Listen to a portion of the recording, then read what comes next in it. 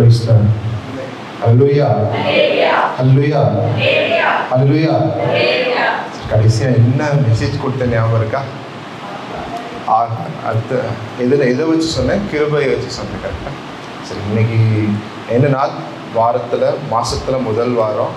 இது திருவனந்தபுரம். அந்த திருவனந்தருக்கு தேவையான ஒரு பகுதி தான் எடுக்க போகிறேன். ப்ளஸ் அந்த கண்டினியூஷன் கிருபையின் அடுத்த கிருபைக்குள் அந்த கிருபை எப்படி சூழ்ந்திருக்கோ அந்த கிருபையினால் வர ஆசீர்வாதங்கள் என்ன அப்படியும் சேர்ந்து லைவ் டச் பண்ணி போகிறோம். ஓகே, எடுத்துக்கொள்ளுங்க. யோவான் எழுதின சுவிசேஷம் 1:1. ஆதியிலே வார்த்தை இருந்தது,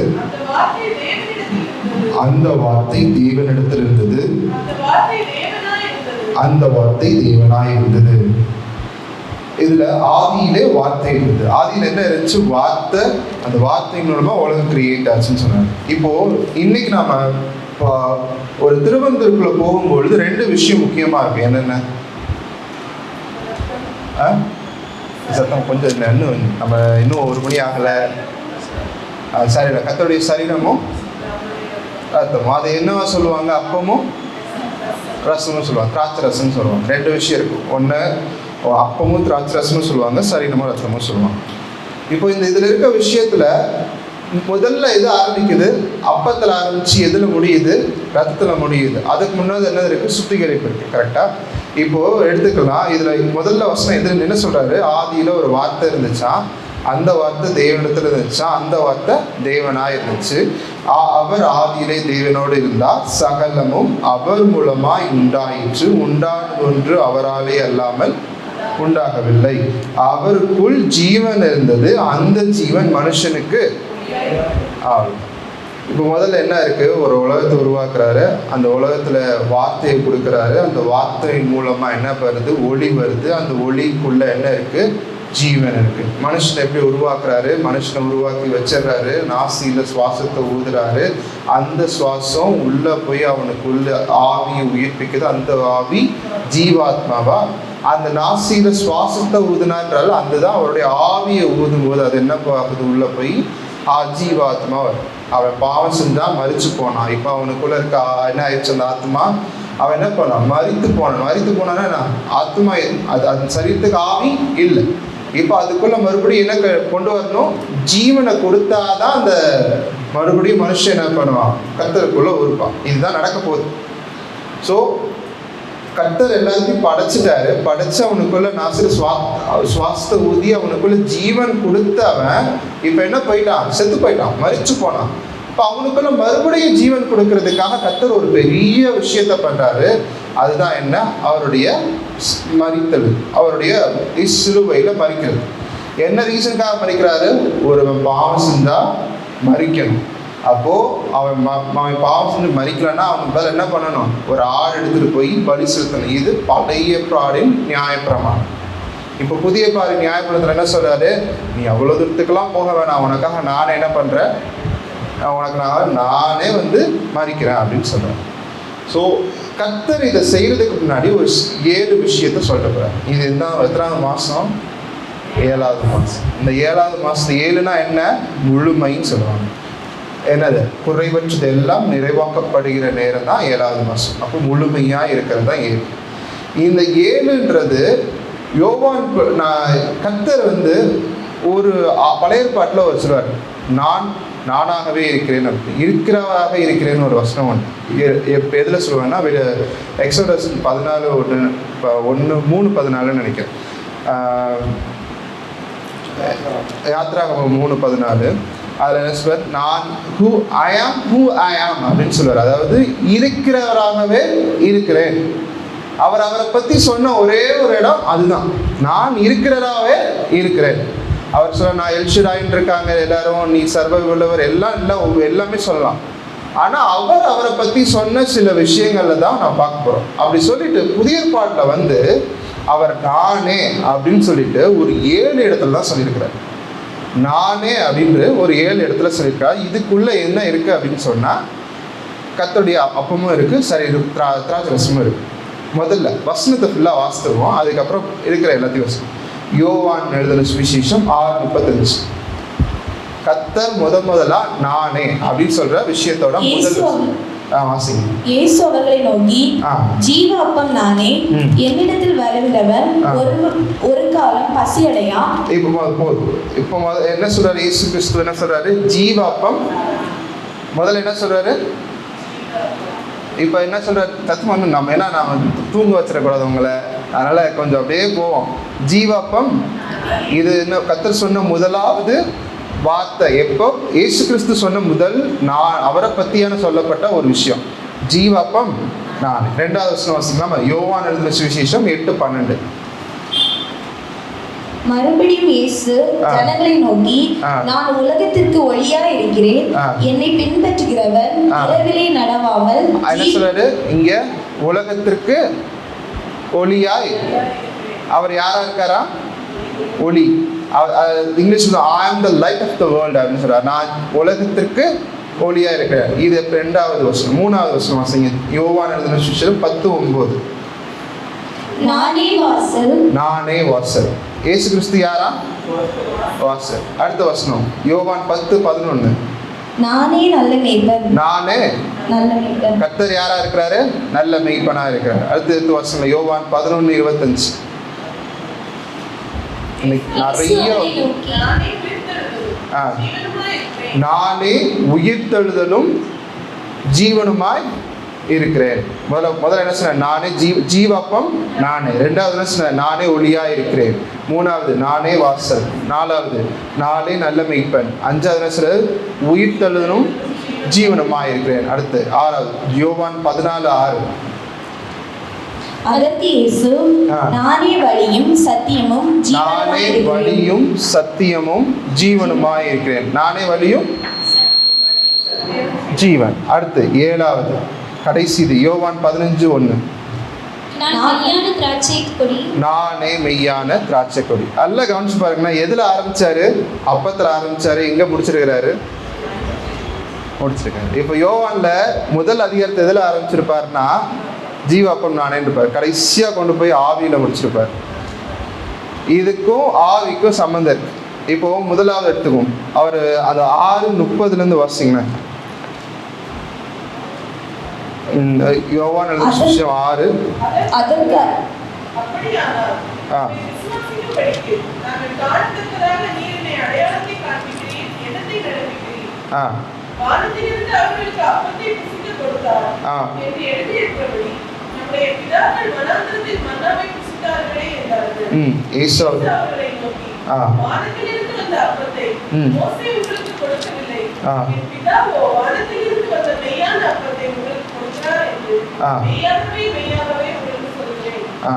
வானத்தில் இறங்கின உலகத்துக்கு ஜீவன் கொடுக்கிற அப்பம், அப்பமே தேவன் அளிக்கிற அப்பம்.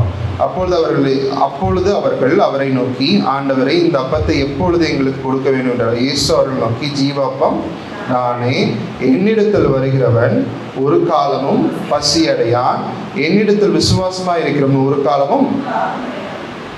அங்க தாகத்தை பத்தியும் சொல்றாரு. தாகம் குறிக்கும் போது என்ன சொல்றாரு? விசுவாசத்தை பத்தி சொல்றாரு. ஆனா பசியை குறிக்கும் போது எது சொல்றாரு? அப்பத்தை பத்தி சொல்கிறார். பசியை பத்தி அப்பத்தை பத்தி சொல்றாரு. அடுத்து சொல்ற, நீங்கள் என்னை கண்டிருந்தது விசுவாசியாமல் இருக்கிறீர்கள் என்று உங்களுக்கு சொல்கிறேன். பிதாவானவர் எனக்கு கொடுக்கிற யாவும் என்னிடத்தில் வரும். என்னிடத்தில் வருவதை நான் புறம்பே தள்ளுவதில்லை. என் சித்தத்தின்படி அல்ல, என்னை அனுப்பியுள்ள சித்தத்தின்படியே செய்யவே நான் வானத்திலிருந்து இறங்கி வந்திருக்கிறேன். அவர் எனக்கு தந்தவைகளை ஒன்றையும் நான் இழந்து போகாமல் கடைசி நாளில் அவர்களை எழுப்புவதே என்னை அனுப்பின பிதாவின் சித்தமாக இருக்கிறது. குமாரனை கண்டு அவருடைய விசுவாசியமாக இருக்கிற எவனோ அவன் நித்திய ஜீவனை அடைவதும் நான் அவனை கடைசி நாள் எழுப்புவதும் என்னை அனுப்பினுடைய சித்தமாக இருக்கிறது என்றார். இதுல ஜீவ அப்பத்தை பத்தி சொல்றாரு. அதாவது அப்போன்னா என்னன்னா வார்த்தை. அவர் சொல்றாரு, என் வார்த்தைய ஏற்றுக்கிட்டு அதை உட்கொண்டு அதை யார் விசுவாசமா இருக்கு, அது அந்த வார்த்தைக்கு மேல அந்த அவர் அப்போ என்னது? வார்த்தை. அந்த வார்த்தை நம்ம உட்கொள்ளும் போது அது என்ன பண்ணணும்னா நம்மளுடைய வாழ்க்கையில மாற்றத்தை கொண்டு வரும். ஆதியில வார்த்தை இருந்துச்சு, அந்த வார்த்தை தான் தேவனோட இருந்துச்சு, அந்த வார்த்தை தேவனா இருந்துச்சு. அப்படின்னா இயேசு கிறிஸ்து முதல்ல தேவன் உலகத்தை உருவாக்கும் போது என்ன பண்றாரு? அவர் வார்த்தையை சொல்றாரு. அந்த வார்த்தை தான் என்ன நடக்குதுன்னா அது செயல்படையா வருது. அதனாலதான் சொல்றாங்க, நீ என்ன கேட்குறியோ என்ன சொல்றியோ அது உனக்கு விசுவாசமா என்ன, நீ நீ விசுவாசத்தால் தேவனுடைய மகிமையை காண்ப, நீ விசுவாசமா சொல்லு, அது உனக்கு. அது என்ன நடக்கும்னா, நமக்குள்ள இருக்க ஆவி என்ன பண்ணும்னா, நீங்க சொல்ற வார்த்தையை அது மாம்சமா உருவாக்கும். அடுத்து அது கரெக்டாக வாசிக்கணும். யோவான் எழுதின சுவிசேஷம் 14 வாசிங்களேன். யோவான் 1:14. அந்த வார்த்தை மாம்சமாகி கிருபையினாலும் சத்தியத்தினாலும் நிறைந்தவராய்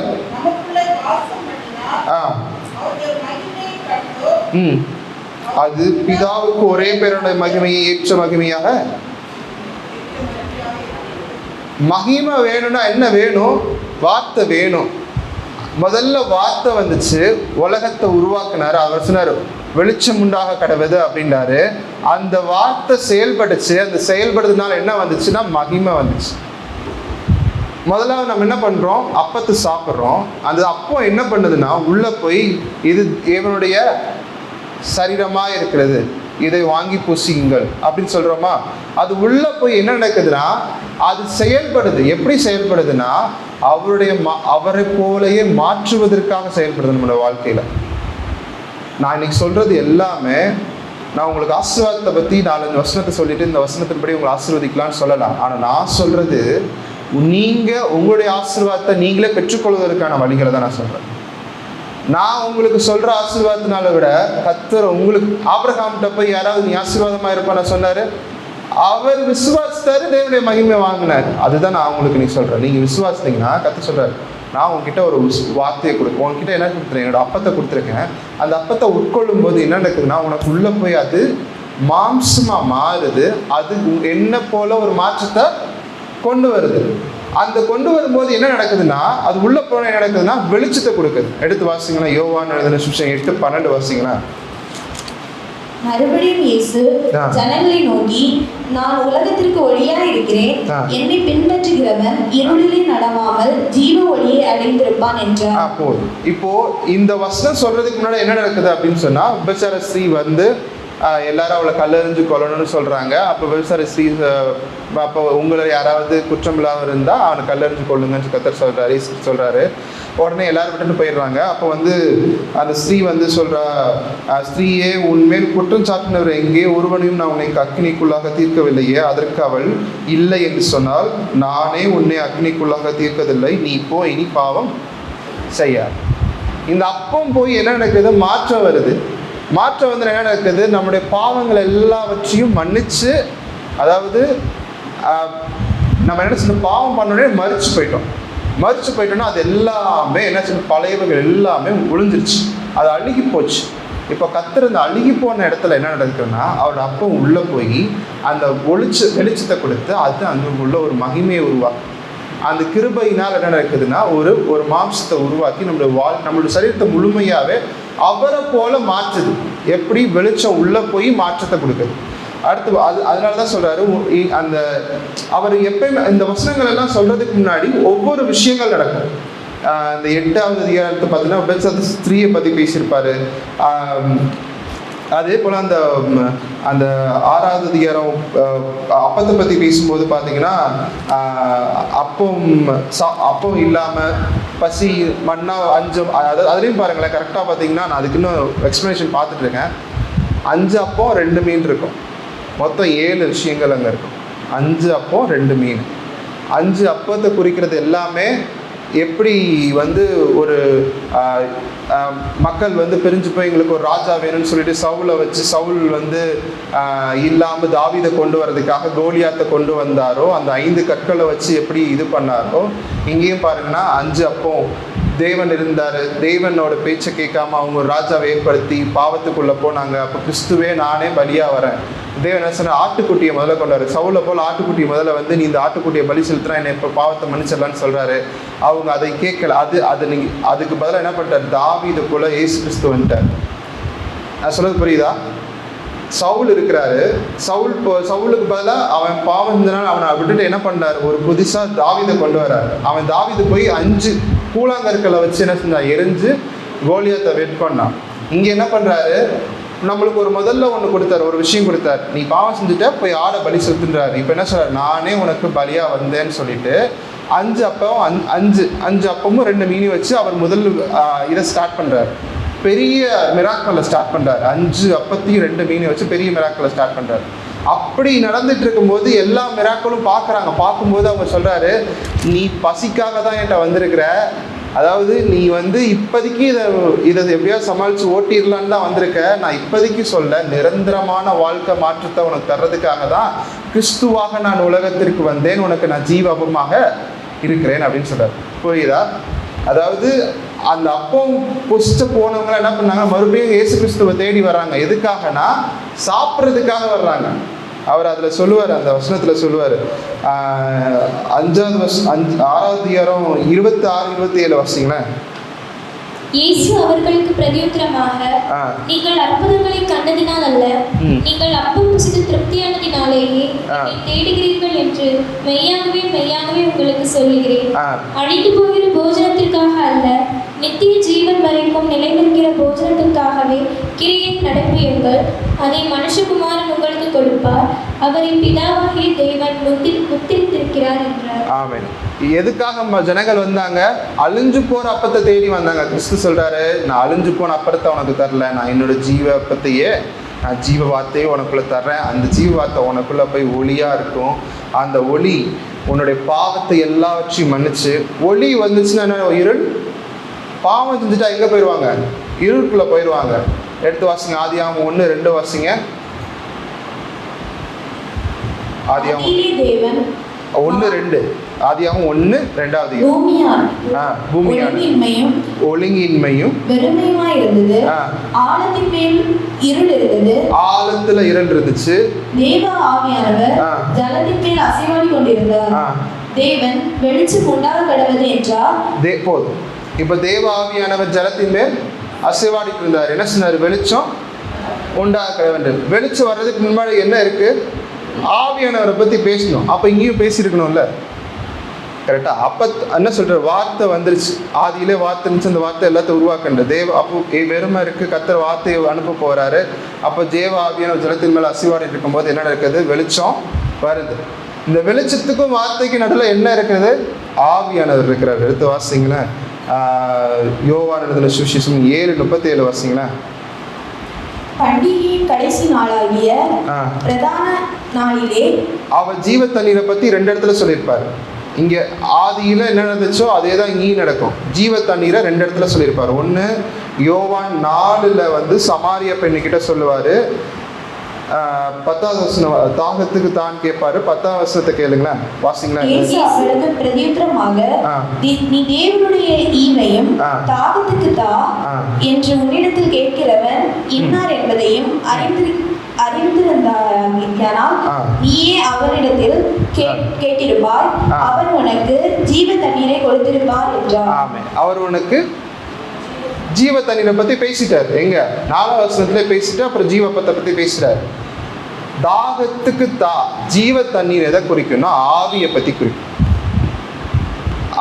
அவருடைய ஆவியை பத்தி, அவருடைய ஆவியை பத்தி தான் ஜீவ தண்ணீர் குறிக்கும். அடுத்து என்ன பேசுறாரு இங்க? ஆதியாகமத்துல என்ன நடக்குது? ஃபர்ஸ்ட் வார்த்தை உருவாக்குது. அந்த வார்த்தை வெளிச்சத்தை கொடுக்குது. வெளிச்சத்துக்கும் வார்த்தைக்கு நடுவில் எது இருக்கு? தேவ ஆவியானவர் இருக்கிறார். இங்கேயும் பாருங்களேன், யோவான் 6 எதை பற்றி சொல்கிறாரு? ஜீவப்பத்தை பற்றி சொல்கிறாரு. யோவான் 8 வெளிச்சத்தை பற்றி சொல்கிறாரு. ஆனால் 2க்கு நடுவில் யோவான் 7 ஜீவ தண்ணீரை பற்றி சொல்லுவார். யோவான் 7:37 வாசிங்களேன். பண்டிகையின் கடைசி நாளாகிய பிரதான நாளிலே இயேசு நின்று சத்தமிட்டு, ஒருவன் தாகமாய் இருந்தால் என்னிடத்தில் வந்து பானம் பண்ண கடவன். தேவ வாக்கியம் சொல்லுகிறபடி வேத வாக்கியம் சொல்கிறபடி என்னிடத்தில் விசுவாசமாய் இருக்கிறவன் எவனோ அவன் உள்ளத்தில் இருந்து ஜீவ தண்ணீருள் நதிகள் ஓடும் என்றார். இப்ப எதுல இருந்து வருமா ஜீவ தண்ணீர்? உள்ளத்திலிருந்து வரும். அதனாலதான் கேட்கிறாரு, உன் இருதயத்தை தான். ஏன் இருதயத்தை கேட்கிறாருன்னா, அந்த இருதயத்துக்குள்ள கர்த்தர் என்ன பண்ணுவார்? அவருடைய வார்த்தையை உள்ள அனுப்பி அந்த வார்த்தையினால வெளிச்சத்தை கொடுத்து அந்த இதயத்தை அவருடைய இதயமாவே மாற்றி, அவருடைய இடமா மாற்றி, அவருடைய ஆலயமா மாற்றி, அவருடைய ஆலயம் பரிசுத்தமாக்கப்பட்டுச்சு. அவருடைய ஆலயத்தை போல நம்ம பரிசுத்தமாக்கிட்டோம்னு சொன்னா அதுக்குள்ள யார் பிரவேசிக்கலாம்? தேவ ஆவியானவர் பிரவேசிக்கும். இதுதான் நடக்குது. ஒவ்வொரு டைமும் நீங்கள் அப்பம் எடுக்கும்போது நீங்கள் அப்பத்தை எடுத்துடுறீங்க, அந்த அப்பம் உள்ளே போய் உங்களுடைய வாழ்க்கையின் மாற்றத்தை வெளிச்சமாக கொடுத்து ஆவியானவர் வருவதற்கு தேவையான ஒரு மாற்றத்தை அந்த இடம் கொடுக்குது. அடுத்து வாசிங்களேன், யோவான் 3:10-9.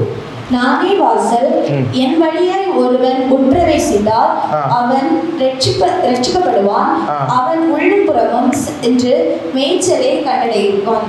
இது எதை பற்றி சொல்கிறாருன்னு சொன்னால், அவர் டைமில் தானே ரொம்ப ரொம்ப ஸ்பீடாக நான் எல்லாத்தையும் சொல்கிறேன். ஆட்டு தொழுவத்தை பற்றி சொல்கிறாரு. கதை சொல்கிறாரு, நானே வாசல், ஒருவன் உள்ள பிரவேசிக்கணும்னு சொன்னால் இந்த வாசல் வழியாக தான் போகணும். அப்படி அந்த வாசல் வழியாக போனால் மட்டும்தான் உங்களுக்கு நான் நல்ல மெய்ப்பனாய் தெரியும். அதில் சொல்லுவார், நிறைய பேர் என்ன பண்ணுவாங்க, இந்த வாசல் வழியாக இல்லாமல் வேறு வாசல் வழியாலாம் உள்ளே வரலாம், ஆனால் நான் என்னுடைய வாசல் வழியாக போனால் மட்டும்தான். அதாவது என்ன சொல்கிறாருன்னா, இந்த உலகம் இருக்குது, இந்த உலகத்தில் நிறைய விஷயங்கள் இருக்குது. இந்த உலகத்தை எப்படி வேணாலும் நம்ம வாழலாம், நம்மளுக்கு ஏற்ற மாதிரி எப்போ என்ன தோணுதோ எதை வேணாலும் நம்ம செய்யலாம். ஆனால் இந்த உலகத்தை அணுகுமுறை பண்ணும்போது கர்த்தருடைய வாசல் வழியாக, கர்த்தர் வழியாக தான் இந்த உலகத்தை அணுகணும். அப்போ தான் உலகத்துக்கு நமக்கும் வித்தியாசம். அப்படி கர்த்தருடைய வாசல் வழியாக நம்ம அணுகிறோன்னு பண்ணால் கர்த்தர் என்ன பண்ணுவார் தெரியுமா? நல்ல மெய்ப்பராய் அவரே கூட இருப்பார். அடுத்து அப்படியே வாசிங்களேன், 9-10 சேர்ந்து வாசிங்களேன். நானே வாசல், 7 வாசிங்க. ஆதலால் இயேசு மறுபடியும் அவர்களை நோக்கி, நானே ஆடுகளுக்கு வாசல் என்று மெய்யாகவே உங்களுக்கு சொல்கிறேன். நானே ஆடுகளுக்கு வாசல் என்று மெய்யாகவே சொல்றேன். யாருடைய வாசல்? நம்முடைய வாசல் யாரு? கர்த்தர். அடுத்து என்ன சொல்றாரு? எனக்கு முன்னே வந்தவர்கள் எல்லாரும் கொள்ளைக்காரர்களாக இருக்கிறார்கள், ஆடு அவர்களுக்கு செவி கொடுக்கவில்லை. நானே வாசல். என் வழியாய் ஒருவன் உட்பிரவேசித்தால், யார் வாசல்? கிறிஸ்து வாசல். அவர் வழியா உள்ள போனா என்ன நடக்குதா? அவன் ரட்சிக்கப்படுவான், அவன் உள்ளும் புறமும் சென்று மேய்ச்சலை ரட்சிப்பு. எப்ப சொல்றாரு? அந்த வாசலுக்குள்ள போனாதான் ரட்சிப்பு. கர்த்தர் என்ன பண்ணுவார்? கிருபையினால உன்னை தெரிந்தெடுத்துட்டு அவருடைய வார்த்தையை உனக்கு கொடுத்து உன் வாழ்க்கையை மாற்றி கர்த்தருடைய வெளிச்சம் உனக்குள்ள வந்துடும். இந்த வெளிச்சம் வந்ததுக்கு அப்புறம் நீ தான் என்ன பண்ணணும்? நாம தான் என்ன பண்ணணும்? அந்த வாசலுக்கு நேராக போகணும். God never force anyone to come inside good. அதாவது என்ன சொல்லுவாங்கன்னா, கர்த்தர் யாரையுமே ஃபோர்ஸ் பண்ண மாட்டார் நீ எனக்குள்ள வாங்க. Because he loves us. அதாவது அவர் ரொம்ப நம்மளை நேசிக்கிற கர்த்தர். அதனால் யாரையுமே ஃபோர்ஸ் பண்ண மாட்டார். அவர் அதுக்கேற்ற வழிகளை உருவாக்குவார். அப்போ நான் உன்னை நேசிக்கிறேன், இந்த உலக நேசத்தை விட என்னுடைய நேசம் மேலே அதிகமாக இருக்குது, இந்த நேசத்தை புரிஞ்சு எனக்குள்ள நீ வா அப்படின்னு சொல்லி தான் அந்த வழியை திருப்பி விடுவாரே தவிர யாரையும் ஃபோர்ஸ் பண்ண மாட்டார். அப்படி தான் என்ன பண்ணுறாரு? நானே வாசல், இந்த வாசலுக்குள்ளே நீ பிரவேசித்தனா உனக்கு ரட்சிப்பு இருக்குது. அது என்ன பண்ணும்? உள்ளும் பிறப்பும் மேய்ச்சல்னா என்ன?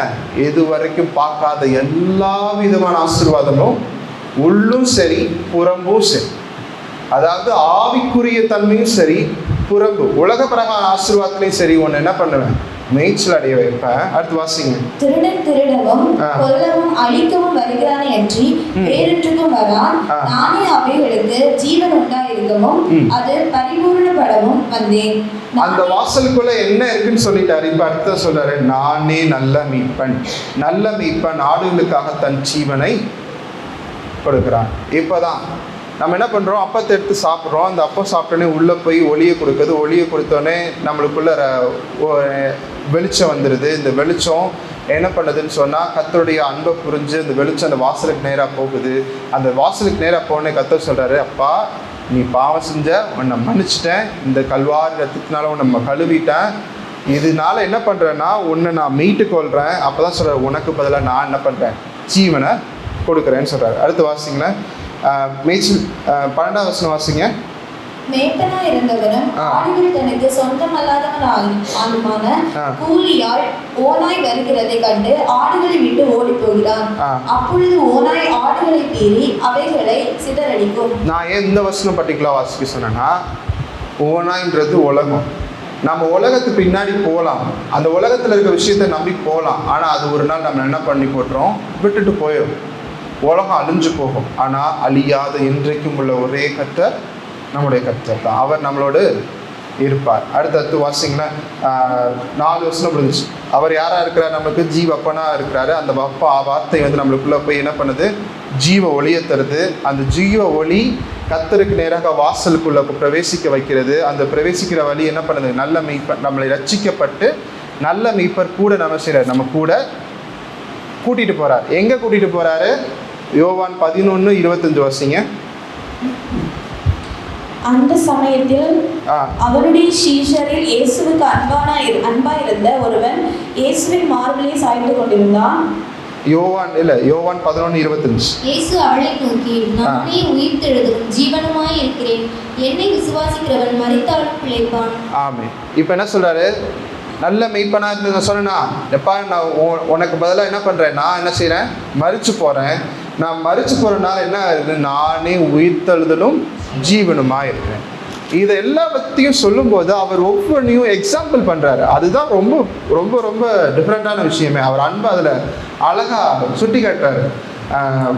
லாஸ்ரு மரித்து போயிடுறான். லாஸ்ரு மரித்து போகும்போது சொல்கிறார், லாஸ்ரு அங்கே நித்திரை இறந்துட்டு இருக்கான்னு சொல்கிறாரு. மேய்ப்பரில் சீஷர்களுக்கு புரியலை.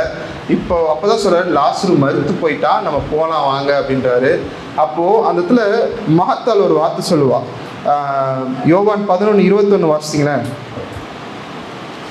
மார்த்தாள் இயேசுவிடத்தில் வந்து, ஆண்டவரே, நீர் இங்கே இருந்திருந்தீர், ஆனால் என் சகோதரன் மரித்திருக்க மாட்டான். ஆண்டவர், நீ இங்கே இருந்திருந்தா, ஆனால் கிறிஸ்து எங்கே இருக்கிறாரு? அங்கே தான் இருக்கிறாரு. அங்கே இருக்கும்போது அவரோட விசுவாசம், நீங்கள் இங்கே இருந்திருந்தா மரிச்சிருக்க மாட்டான். அங்கே தான் இருக்கிறாரு. ஆனால் அவளுக்கு என்ன தெரியல? மரிச்சிருக்க நம்மளுக்கு அவன் உயிர் தள்ள முடியும், கர்த்தரால முடியுன்றது அவளுக்கு தெரியல. நம்மளோட வாழ்க்கையிலும் பல நேரத்தில் அப்படி தான். கர்த்தர் நம்ம கூட இருந்திருந்தா நல்லா இருந்திருக்கும். கர்த்தாவே, நீங்கள் கூட என்னை ஏன் இப்படி விட்டீங்க? எனக்கு கூட இருந்திருந்தா நல்லா இருந்திருக்குமே, என்னை ஏன் என் வாழ்க்கையில் ஏன் இப்படி விட்டுட்டீங்க? பல நேரம் கேள்வி கேட்குறோம். ஆனால் நம்ம கூட தான் என்ன இருக்காரு? இருக்கிறார். He knows everything. God knows everything. ஒரு விஷயம் இருக்குது, God had reason for everything, God had time for everything சொல்லுவாங்க. அதாவது எல்லாவற்றுக்கும் எல்லாத்துக்கும் ஒரு காரணம் உண்டு, எல்லாவற்றுக்கும் ஒரு நேரம் உண்டு அப்படின்னுவாங்க.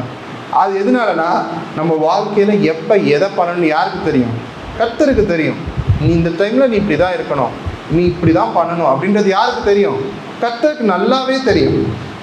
அவளுக்கு அது புரியலை. அதுதான் சொல்கிறாரு, நானே உயிர்த்தெழுதலும் ஜீவனுமாய் இருக்கிறேன். என்னை விசுவாசிக்கிறவர் மரித்தாலும் உயிரோடு இருந்து என்னை விசுவாசியாமல் போன என்றைக்கு மறியாமலும் இருப்பான். இதை விசுவாசிக்கிறாயா என்று கேட்டார்.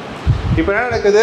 நம்ம முதல்ல சொன்ன மாதிரி அப்போ உள்ள வந்து எல்லாத்தையும் மாற்றி நம்ம வாசலுக்குள்ளே பிரவேசித்து நல்ல மெய்ப்பராக கூட்டிகிட்டு போகும்போது என்ன பண்ணுறாரு? அப்பா, உனக்கு ரட்சிப்பு வந்துருச்சு, இப்போ உனக்கு என்ன வேணும்? உயிர்த்தெழுதலும் வேணும், ஜீவனும் வேணும். அதில் ரெண்டு இருக்குது. உயிர் பெற்றுட்டாலே அவனுக்குள்ள ஜீவன் வந்துருச்சு தானே. ஆனால் அது ரெண்டுமே சொல்கிறார், உயிர்த்தெழுதலும் வேணும், ஜீவனும் வேணும். அப்போது உயிர் தெழுத வைக்கணும்னா அவனுக்குள்ள என்ன வேணும்? ஆவி வேணும். அதான் சொல்கிறார். அப்போ ஜீவ தண்ணீர் அவனுக்குள்ளே வச்சுட்டார். அந்த இருதயத்துக்குள்ளே என்ன பண்ணிட்டாரு? கர்த்தருடைய ஆவியை உள்ளே வச்சுட்டார். அது என்ன பண்ணுது? அவனை உயிர் தெழுத வச்சு அவனுக்குள்ள ஜீவனை கொண்டு வர. ஆமென். நம்மளோட வாழ்க்கையில் எவ்வளோ பெரிய பாவத்தில் விழுந்தாலும் சரி, இதை விசுவாசித்து நம்மளுக்குள்ள அந்த அப்பத்தை சாப்பிட்டோம் அப்படின்னு சொன்னால், அது நம்மளுக்குள்ளே போய் வழிவாசலை திறந்து அவரே கூட்டிகிட்டு போய் ஜீவன் கொடுத்து உயிர்த்தெழுதல் கொடுத்து ஜீவனை கொடுப்பார். இது எப்படி நடக்குதுன்னா, ஆதியில் நடந்துச்சு தெரியுமா? வெறும் மாம்சம் மட்டும் இருக்குது. அப்போ நாசியில் ஆவியை ஊதுறாரு. அந்த ஜீவன் உள்ளே போய் அவனுக்குள்ள என்ன பண்ணுது? உயிர் பெற வைக்கிறது. அதான் ஜீவாத்மா. ஆனால் இதே தான் இங்கேயும் சொல்கிறார், நானே ஜீவனும் ஒளியும். அடுத்து வாசிங்களா, யோவான் 14:6. அதற்கு இயேசு, நானே வழியும் சத்தியமும் ஜீவனுமாய் இருக்கிறேன். நானே வழியும் சத்தியமும். வழி, சத்தியன், ஜீவன். இந்த மூணுமே ஆல்ரெடி ஜீவனை பற்றி சொல்லிட்டாரு. அவனுக்குள்ள ஜீவன் வந்துருச்சு. வழி, சத்தியம், ஜீவன். அப்போ இது ஃபர்ஸ்ட் என்ன சொல்ற? வழி. அவர் தான் வாசல். அந்த வாசலுக்குள்ள நம்ம பிரவேசித்தோம். அப்போது சத்தியம்னா அவர் சொல்லுது, ஒரு நேர்த்தியான, ஒரு குறை இல்லாத சத்தியமான வாழ்க்கை. அதாவது எந்த ஒரு பொய்யும் இல்லாமல், ஏமாற்றுத்தன்மையும் இல்லாமல் ஒரு நேர்த்தியான வாழ்க்கை. கரெக்டாக சொல்லணும்னா ரெண்டே விஷயந்தான் மனுஷனோட வாழ்க்கையில் இருக்கும். ஒன்று வெறுமை, இன்னொன்று ஆதியாகமம் 1:2 எடுத்து வாசிங்க.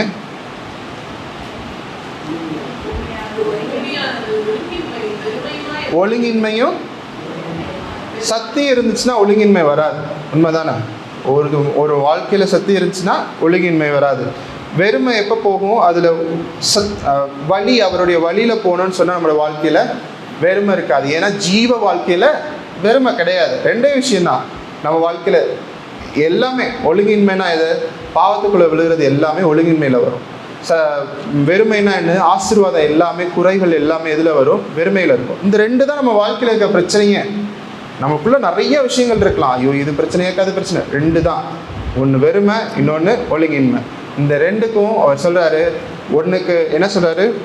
வலியும் சத்தியமாக சொல்ல, ஒழுங்கின்மைக்கு நான் சத்தியுள்ள தேவனாக இருக்கிறேன் அப்படின்னா நீ எனக்குள்ளே வந்துட்டேன்னா உனக்குள்ளே என்ன இருக்காது? ஒழுங்கின்மை இருக்காது. ரெண்டாவது வெறுமை, எந்த வழியில் போன அப்படின்னு சொன்னால் உனக்குள்ள ஜீவன் மட்டும் தான் இருக்குது. இந்த ஜீவ பாதையில் எந்த ஒரு குறையும் இருக்காது. அது கூட ஆசீர்வாதம் தான் சொல்கிறார். யோவான் 15:7 வாசிங்களேன். சரி 15:1 வாசிங்களேன். நான் மெய்யாகவே மெய்யான திராட்சை செடி. நம்ம அப்போ எடுக்கும்போது ஒரு விஷயம் ஸ்டார்ட் ஆகுதுல்ல, எங்கே வந்து முடியுதுன்னா திராட்சை ரசம் பருகும்போது முடியுது. திராட்சை ரசம் தான் ஃபைனல் ஸ்டேஜ். இந்த திராட்சை ரசம் எது நம்ம அடிக்கடி ஒரு வார்த்தை திராட்சை ரசம் பந்தி பரிமாறும் சொல்லுவாங்க. என்னது? ராஜ்யத்தில் பாதி கேட்டாலும் தருவாங்க. எஸ்தர் ராஜாத்தி ஒரு வசனம் சொல்லுவாங்க. ஏன் அந்த டைமில் மட்டும் ஆசீர்வாதத்தை பற்றி அதில் சொல்லுது அப்படின்னா, அவர் இங்கே நிறைய சொல்லியிருப்பார். இந்த அப்போ சாப்பிட்டதுலேருந்து திராட்சை ரசம் குடிக்கிற வரைக்கும் ஃபஸ்ட்டு அப்போ தான் சாப்பிட்ணும், அடுத்து திராட்சை ரசம் தான் சாப்பிட்ணும், மாற்றி சாப்பிடக்கூடாது. There is a process for every. எல்லாத்துக்கும் ஒரு வரைமுறைகள் இருக்குது. கர்த்தர் நேர்த்தியாக வச்சிருக்கிறார். அவர் நினச்சா முன்னாடி திராட்சை ரசத்தை பற்றி சொல்லியிருக்கலாம், ஆனால் அழகாக சொல்கிறார். அப்பத்தை பற்றி ஒன்று சொல்கிறாரு. அந்த அப்பம் சாப்பிட்டதுக்கப்புறம் இவ்வளோ விஷயங்கள் நடக்குது. உனக்குள்ளே போய் அந்த வார்த்தை உன் வாழ்க்கையை மாற்றி ஒளியை கொடுத்து, அந்த ஒளி உனக்குள்ளே வரும்போது ஆவியும் வந்துருச்சு. அது என்ன பண்ணுது? வாசலுக்குள்ளே கூட்டிகிட்டு போகுது. கர்த்தருடைய வாசலுக்குள்ளே கூட்டிகிட்டு போகுது. அவர் நேர்த்தியாக கையை நடத்தி கூட்டிகிட்டு போகிறாரு. கூட்டிகிட்டு போய் உனக்கு ஒளி உயிர்த்தெழுதலின் வல்லமையுமா இருக்கிறாரு. வலியும் சத்தியும் ஜீவனுமா இருந்து இப்போ கடைசியாக எதுக்கு வராரு? எல்லாத்தையும் சொல்லி முடிச்சிட்டார். உனக்குள்ளே எல்லாமே நான் வச்சுட்டேன், இப்போ உனக்கு நான் என்ன தரேன்? என்னுடைய திராட்சை, என்னுடைய ரத்தத்தை தரேன். இந்த ரத்தம் உனக்குள்ளே போய் அந்த எல்லாம் குணமாக்கப்பட்ட விஷயம் இருக்குல்ல, நிறைவாக்கி முழுமையாக்கப்பட்ட விஷயத்தில் இருக்குல்ல, அது முழுமையாக்கப்பட்ட விஷயத்துக்குள்ளே போய் பம்ப் பண்ணி சரீரத்துக்கு ஃபுல்லாக போகும். எது சுத்திகரிக்குது நம்ம இதயத்தை? கெட்ட ரத்தத்தை ஃபுல்லும் நல்ல ரத்தமாக மாற்றுறது ஹார்ட் தான். அந்த ஹார்ட்டுக்குள்ளே அவர் ரத்தத்தை ஊற்றி நம்மளுடைய வாழ்க்கையை முழு சரீரத்தையும் அவரை போலையே மாற்றுறார். இதுதான் நடக்குது மொத்த ப்ராசஸும். இந்த கடைசி அந்த அந்த திராட்சை சாப்பிட்டோன்னே வாசிங்களேன். நம்ம வந்து என்ன பண்ணலாம்னா முக்கியமான வசனங்களை மட்டும் வாசிட்டு போகலாம். 15:1-4 வரைக்கும் வாசிங்க.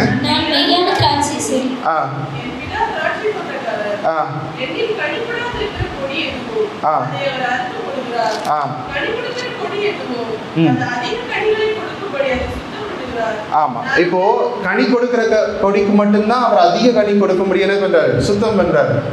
அதை விட்டுற, கனி கொடுக்கலையா விட்டுற. நம்ம கத்தருக்குள்ள வந்து எப்போ இசப்பா நீங்கள் மட்டும் தான் போதும், நீங்கள் தான் வழி அப்படின்னு நம்ம எப்போ போகிறோமோ அப்போ என்ன நடக்கும்னு சொன்னால், அவர் நம்மளை சுத்தம் பண்ணி, நான் உங்களுக்கு சொன்ன உபதேசத்தினால நீங்கள் எப்பொழுதும் சுத்தமாய் இருப்பீர்கள், என்னில் நிலைத்திருங்கள், நான் உங்களில் சுத்திகரிச்சதுக்கு அப்புறமா தான் சொல்றாரு, நீ என்ன நினைச்சிருந்தா நான் உனக்கு நினைச்சிருப்பேன். காரணம் என்னன்னா, இப்போ நீ எல்லாம் சுத்திகரிச்சுட்டு உலகத்தில் போய் மாட்டிக்கிறேன்னா அங்கே தான் இருப்பேன். ஆனால் நீ என்னதில் நினைச்சிருந்தா தான் நான் உனக்குள்ள நினைச்சிருப்பேன். கொடியானது திராட்சை நினைத்திராவிட்டால் அது தானாய் கனி கொடுக்க மாட்டாது போல நீங்கள் என்னில் நினைத்திராவிட்டால் ஆமென். நானே திராட்சை செடி, நீங்கள் கொடிகள். ஒருவன் என்னிலும் நான் அவளிலும் நினைத்திருந்தால் அவன் மிகுந்த கனி கொடுப்பான். என்னை என்ன இல்லாமல் உங்களால் ஒன்றும். யாருக்கு கொடி? நாம கொடி. யார் திராட்சை? அவர்ச்சி. ஆமாம். இப்போ அவர் அதனால நாம நிறைய கொடி கொடுக்கணும்னா யார்கிட்ட படர்ந்து இருக்கணும்? கர்த்தர் மேலே படர்ந்து இருக்கணும். அப்போதான் நம்ம கொடுக்க முடியும், கனி கொடுக்க முடியும். அடுத்து வாசிங்க. ஒருவன் என்ன நினைத்திராவிட்டால் வெளியே எரி உண்டு கொடியே போனான். இது எல்லாமே இருக்கு. எல்லா வசனத்தை எடுத்து வாசிங்க. ப்ளஸ் இருக்கு, மைனஸ் இருக்கு. அதில் நீ இப்படி பண்ணலைன்னா என்ன ஆகுன்னு சொல்லியிருப்பாரு. அடுத்தது வாசிங்க. 18வது வசனம் வாசிங்க. உலகம் உங்களை பகைத்தால் அது உங்களை பகைக்கிறதுக்கு முன்னே என்னை பகைத்தது என்று அறியுங்கள். அவ்வளவுதான். உலகத்துல எவ்வளோ பெரிய விஷயமா இருக்கட்டும், உலகம் உங்களை பகைக்குதுன்னா யாரை முதல்ல பகைக்குதுன்னு அர்த்தம். அப்போ நீங்க என்ன பண்ணலாம்? இந்த 7வது மாதம் சும்மா இருக்கு. என்ன பண்ணணும்? ஏன் கர்த்தர் என்ன பண்ணார்? 6 நாள் எல்லாத்தையும் பட்டு 7 நாள் என்ன பண்ணார்? 6 மாதம் உங்களோட பயனை ஃபுல்லும் போட்டிங்களா? 7வது மாதம் கர்த்தர் என்ன பண்ண போகிறாரு? அதிசயம் பண்ண போகிறதுக்கு முன்னாடி அதில் என்ன சொல்கிறாரு? உலகம் வைக்கிறதுக்கு முன்னாடி உங்களுக்கு விரோதமாக எழும்புற எல்லாருமே யாருக்கு விரோதமாக எழும்புறா? கர்த்தருக்கு விரோதமாக எழும்புறாரு. அப்போ நீங்கள் அமைதியாக இருங்க, அவர் பார்த்துக்குவார். அதே போல் நீங்கள் அவர் மேலே பறந்து இருக்கும்போது நீங்கள் என்ன பண்ண போகிறீங்க? அதிக கனிகள் கொடுக்க போகிறீங்க. அடுத்து வாசிங்களா, 20வது வசனம் வாசிங்க. ஊழியக்காரன் தன் எஜமானிலும் பெரியவன் நல்லவன் என்று நான் உங்களுக்கு சொன்ன வார்த்தையை நினைத்துக் கொள்ளுங்கள். அவர் என்னை துன்பப்படுத்தினதுண்டானால் உங்களையும் துன்பப்படுத்துவார்கள். அவர்கள் என் வசனத்தை கை கொண்டதுண்டானால் உங்கள் வசனத்தையும் கை கொள்வார்கள். ஆமென். இப்போ அப்படியே 16:1 வாசிங்க. நீங்கள் இடர் அடையாதபடிக்கு இவைகளை உங்களுக்கு சொன்னேன். அவர்கள் உங்களை ஜெப ஆலயங்களுக்கு புறம்பாக்குவார்கள். மேலும் உங்களை கொலை செய்கிறவன் தான் தேவனுக்கு. அப்படியே 5வது வசனம் வாசிங்க.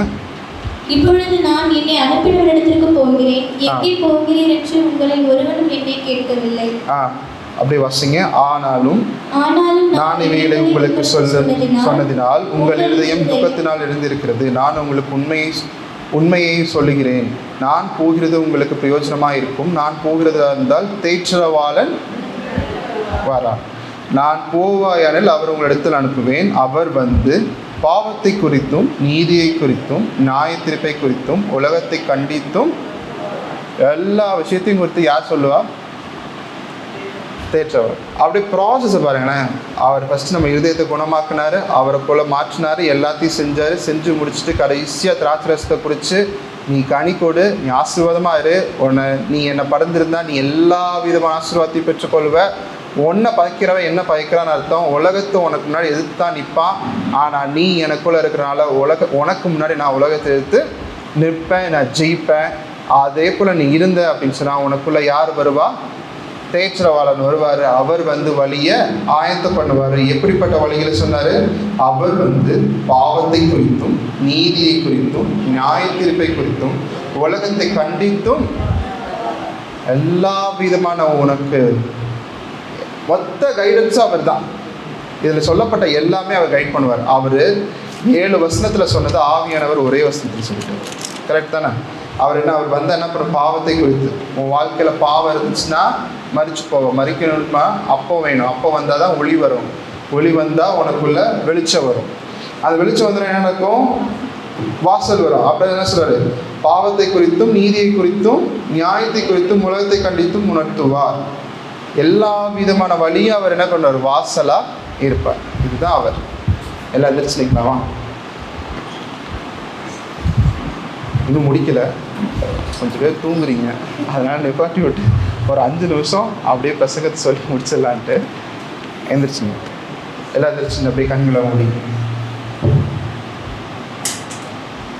நான் இதெல்லாமே சொல்கிறதுக்கு முன்னாடி நான் கடைசியாக யாரையாவது வச்சு ஒப்புமைப்படுத்தி சொன்னால் தான் உங்களுக்கு புரியும். அதனால தான் பேதுருவை பற்றி சொல்ல போகிறாங்க. பேதுருக்குள்ள வார்த்தை இருந்துச்சு. கிறிஸ்து கூட இருந்தான். கிறிஸ்து கூட இருக்கும்போது அவனுக்குள்ள ஜீவப்பமே நான் என்ன சொன்னார்? உனக்கு நான் வெளிச்சமாக இருப்பேன்னு சொன்னார். எல்லாவற்றையும் கூட இருந்து கற்றுக்கொண்ட பேதுரு எங்கே போயிட்டான்? எல்லாத்தையும் விட்டு பின்னாடி போயிட்டான். எல்லாத்தையும் விட்டுட்டு தன்னுடைய பழைய வாழ்க்கைக்கே போயிட்டான். அப்போது யார் தேடி வந்தா? கிறிஸ்து தேடி வந்தார். இன்றைக்கி எப்படிப்பட்ட வாழ்க்கையில் வேணாலும் நம்ம இருக்கலாம். ஆனால் நம்மளை தேடி யார் வரா? கிறிஸ்து வரார். கிறிஸ்து வந்தோடனே அவன் செஞ்சது என்னது? அவனுக்கு முதல்ல அப்பத்தை தான் கொடுத்தார். அவர் ஸ்டார்ட் அப்பத்தை கொடுத்தோடனே அவனுடைய கல்லான்னு இருந்து என்ன நடக்குது? ஐயோ நம்ம பாவம் செஞ்சோம், இவ்வளோ தூரத்துக்கு குற்றம் பண்ணோம், மறுதளித்து கூட கர்த்தர் என்னை தேடி வந்தார், எனக்கு அப்பம் கொடுக்குறாரு. அப்பத்தை கொடுத்துட்டு சொல்கிறாரு, நீ என்ன நேசிக்கிறாரு. அந்த அப்பத்தை கொடுத்து சொல்லும்போது தான் என்ன நடக்குதுன்னா அவனுக்குள்ள அந்த வெளிச்சம் உள்ளே போகுது, அந்த வார்த்தை உள்ளே போகுது. அந்த வார்த்தை உள்ளே போய் அவனோட இருதயத்தை மாற்றி வெளிச்சம் உள்ளே போகுது. வெளிச்சம் உள்ளே போனோடனே கடைசியாக எனக்கு வாசல். அப்போ தான் அவனுக்கு தெரியுது. அவன் வேறு வழியே இல்லாமல் எங்கே போனான்? தன்னுடைய பழைய வாழ்க்கைக்கு போனான். இப்போ தான் அவனுக்கு தெரியுது, இதுதான் என்னுடைய வாசல், நான் வாசலுக்குள்ளே பிரவேசிக்கிறேன். இப்போ என்ன சொல்கிறாரு? நான் அவன் நல்ல மீட்பனாக இருந்தவனுன்னா கூட்டிகிட்டு போனவர் சும்மா இல்லாமல் என்ன பண்ணுறாரு? அவனுக்கு மரித்தான். அவனோட மறுபடியும் உயிர்ப்பிக்கிறார். அவனோட வாழ்க்கையை மறுபடியும் உயிர்ப்பிக்கிறார். உயிர்ப்பித்து என்ன பண்ணுறாரு? அவர் சொல்கிறார், நீ என்ன நேசிக்கிறாயா? ஆமாம் நான் நேசிக்கிறேன். 3 தடவை கேட்குறாரு. 3 தடவை கேட்டு கடைசியாக சொல்கிறாரு, நீ என்னை பின்பற்றுகிறான். நீ என் ஆடுகளை, அவருக்கு அந்த இடத்துல வழி என்ன, ட்ரூத் என்ன, உன் வாழ்க்கை என்னன்னு சொல்லி கொடுக்குறாரு. சொல்லி கொடுத்தோன்னே என்ன பண்ணுறான், அந்த வாழ்க்கைக்குள்ளே போகிறான். அப்போ தான் சொல்கிறார், நீ உனக்கு நான் என்னுடைய ஆவியை தருவேன், உன்னை நான் என்ன பண்ணுவேன், என்னுடைய ஊழியக்காரனாய், என்னுடைய சீஷனாய், என்னுடைய நண்பனாய் மாற்றுவேன். அவர் இடத்துல ஒரு வசனத்தை சொல்லுவார், இவ்வளோ நாள் நான் உங்களை ஊழியக்காரன்னு சொல்லிட்டு இருந்தேன், இனிமேல் நாங்கள் ஊழியக்காரங்களை நீங்கள் என்னுடைய சிநேகிதர்கள் அப்படின்னு சொல்லுவார், என்னுடைய நண்பர்கள் அப்படின்னு சொல்லுவார். அவர் என்ன சொல்வார், நீ என்னுடைய நண்பனாக இருக்கிற, நீ என்ன பண்ண, என்னுடைய ஊழியக்காரனாயிரு. அவ்விதமாய் அவனுடைய மரணத்தை குறித்து கூட அவனுக்கு சொல்லுவார். அப்போ கூட அவனுக்கு புரியாது. நம்மளோட வாழ்க்கையில் எவ்வளோ பெரிய பிரச்சனையில் வேணாலும் நீங்கள் இருக்கலாம், எவ்வளோ பெரிய பாவத்தில் மன்னிச்சு நீ எங்கேயோ தூரமாக கூட இருக்கலாம். ஆனால் கர்த்தர் உங்கள் மேலே வச்சுருக்க தீர்மானம் பெருசு, கர்த்தர் மேலே உங்கள் மேலே வச்சுருக்க திட்டம் பெருசு. அந்த திட்டத்துக்கு நேராக உங்களை என்ன பண்ணுவார், கொண்டு வருவார். இப்போ நீங்கள் இந்த அந்த பந்திக்குள்ளே போகும்போது முதலாவது எடுக்கும்போது கர்த்தாவே என்னோட வாழ்க்கை எப்படி வேணாலும் இருக்கட்டும், ஆனால் உங்களுடைய திட்டத்தின்படி என் வாழ்க்கையை நடத்தும். நீங்கள் மாற்றினா மட்டும்தான், உங்களுடைய திட்டம் மாற்றினா என் வாழ்க்கையில் நிரந்தர ஆசீர்வாதம். அவர் என்றைக்குமே யாருமே ஃபோர்ஸ் பண்ண மாட்டார். நீங்களாக உங்களை கொடுத்தீங்கன்னா கர்த்தர் உங்களுடைய ஆசீர்வாதத்தை கனியை, உங்களுடைய வாழ்க்கையில் கனியை பெருக 100 இல்லை 1000 இல்லை. ஆபிரகாம்னா என்ன, மோசையை விட அதிகமான கனிகளை நீங்கள் என்ன பண்ணுங்க, கொடுப்பீங்க. அதுக்கு ஒரு சிறந்த எக்ஸாம்பிள் பேதுரு தான். பேதுரு எல்லாரும் அப்படி இப்படி நான் அந்த ஆவியிலுக்குள்ள அந்நிய பாஷையில் பேசும்போது அவர் தெளிவாக 3000 பேரை முதலாக சுவிசேஷத்தை சொல்லி ரட்சிப்புகளை கொண்டு வந்தது பேதுரு. அது காரணம் என்ன, அவனுக்குள்ள ஊற்றப்பட்ட அந்த வாசல், அந்த வழிகள், அவனுக்கு சுற்றி இருந்த அவன் கர்த்தரோடு சுற்றி இருந்த அவனுடைய கொடிகள், அந்த கொடிகள் அவனை கனி கொடுக்க வச்சு. எல்லாரும் கண்களை போடலாம் கொஞ்சம் நேரம் அப்படி.